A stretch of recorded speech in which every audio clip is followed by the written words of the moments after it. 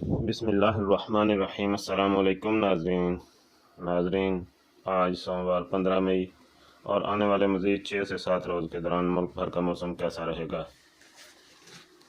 شدید گرمی کی لہروں اور ملک کے چند علاقوں میں آندھی اور گرج چمک کے ساتھ بارش اور پری مونسون کا سلسلہ شروع ہونے کے حوالے سے بڑی اپ ڈیٹ کے ساتھ حاضر ہوں۔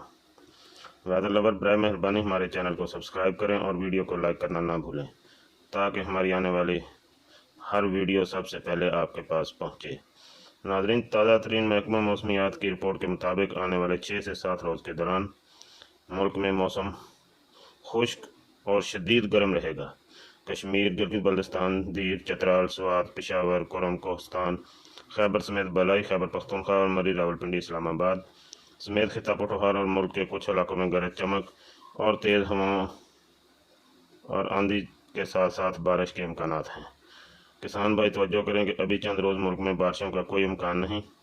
موسم خشک اور شدید گرم رہے گا، جبکہ پنجاب، سندھ، بلوچستان، خیبر پختونخوا سمیت تمام میں درجہ حرارت 45 سے 50 ڈگری تک ہوگا، اور 16 سے 17 مئی کے دوران ملک میں چند علاقوں میں شدید قسم کی آندھیاں چلیں گی اور گرم ہوائیں چلنے کے امکانات ہیں۔